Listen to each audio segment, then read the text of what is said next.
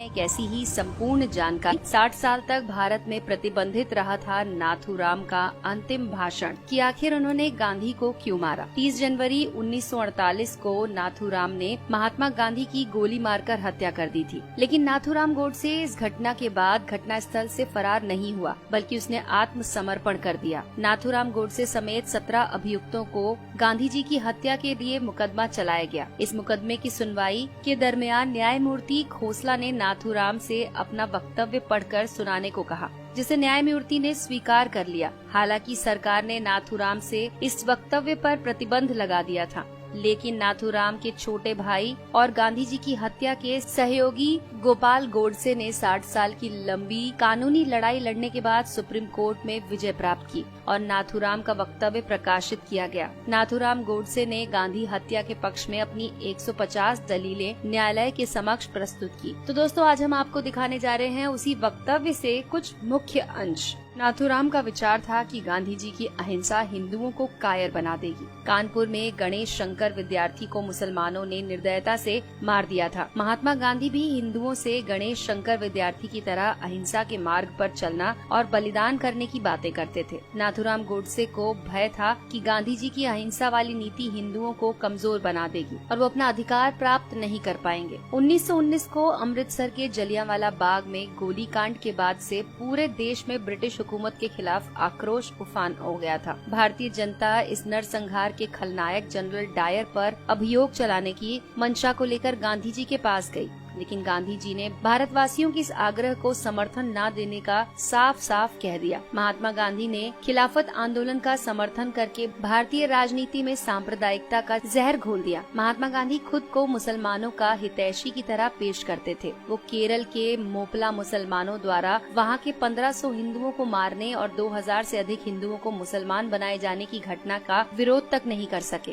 कांग्रेस के त्रिपुरा अधिवेशन में नेताजी सुभाष चंद्र बोस को बहुमत से कांग्रेस अध्यक्ष चुन लिया गया, किंतु गांधी जी ने अपने प्रिय सीतारमैया का समर्थन दे दिया। गांधी जी ने सुभाष चंद्र बोस से जोर जबरदस्ती करके इस्तीफा देने के लिए उन्हें मजबूर कर दिया। 23 मार्च 1931 को भगत सिंह, सुखदेव और राजगुरु को फांसी दे दी गई। गांधी जी कश्मीर के हिंदू राजा हरि सिंह से कहा कि कश्मीर मुस्लिम बहुल क्षेत्र है, अतः वहाँ का शासक कोई मुसलमान होना चाहिए। अतएव राजा हरि सिंह को शासन छोड़कर काशी जाकर प्रायश्चित करना चाहिए। जबकि हैदराबाद के निजाम के शासन का गांधी जी ने समर्थन किया था, जबकि हैदराबाद हिंदू बहुल क्षेत्र था। गांधी जी की नीतियां धर्म के साथ बदलती रहती थीं। उनकी मृत्यु के बाद सरदार पटेल ने सशक्त बलों के सहयोग से हैदराबाद को भारत में मिलाने का कार्य किया। गांधी जी के रहते ऐसा करना संभव नहीं होता। पाकिस्तान में हो रहे भीषण रक्तपात से किसी तरह से अपनी जान बचाकर भारत आने वाले विस्थापित हिंदुओं ने दिल्ली की खाली मस्जिद में जब आश्रा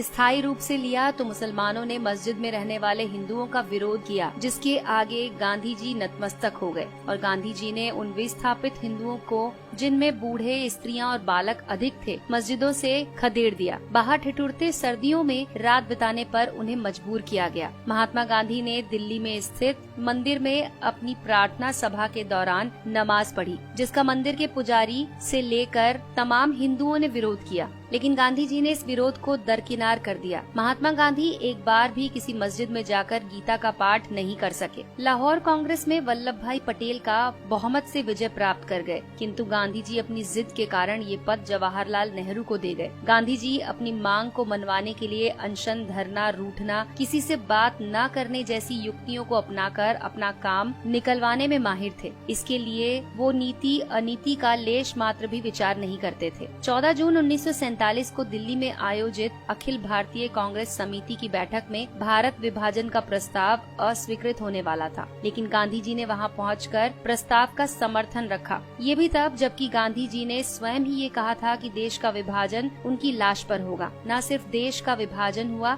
बल्कि लाखों निर्दोष लोगों का कत्लेआम भी हुआ। गांधी जी ने कुछ नहीं किया। धर्मनिरपेक्षता के नाम पर मुसलमान तुष्टीकरण की नीतियों के जन्मदाता महात्मा गांधी ही थे। जब मुसलमानों ने हिंदी को राष्ट्रभाषा बनाए जाने का विरोध किया तो महात्मा गांधी ने इसे स्वीकार कर लिया। हिंदी की जगह हिंदुस्तानी को बढ़ावा देने लगे। बादशाह राम और बेगम सीता से शब्दों का चलन शुरू हुआ। कुछ एक मुसलमान द्वारा वंदे मातरम गाने का विरोध करने पर महात्मा गांधी झुक गए और इस प्रस्ताव को भारत का राष्ट्रगान नहीं बनने दिया। गांधी जी ने अनेक अवसरों पर शिवाजी, महाराणा प्रताप, गुरु गोविंद सिंह जी को पथभ्रष्ट देशभक्त कहा। वहीं दूसरी ओर गांधी जी ने मोहम्मद अली जिन्ना को कायदे आजम कहकर पुकारा। कांग्रेस ने 1931 में स्वतंत्र भारत के राष्ट्र ध्वज बनाए जाने के लिए एक समिति का गठन किया था। इस समिति ने सर्वसम्मति से चरखा और भगवा वस्त्र को भारत का राष्ट्र ध्वज के डिजाइन को मान्यता दी, किंतु गांधी जी की जिद के कारण उसमें तिरंगा बनाया गया। जब सरदार वल्लभ भाई पटेल के नेतृत्व में सोमनाथ मंदिर का सरकारी व्यय पर पुनर्निर्माण करने का प्रस्ताव पारित किया गया, तब गांधी जी, जो कि मंत्रिमंडल के सदस्य भी नहीं थे,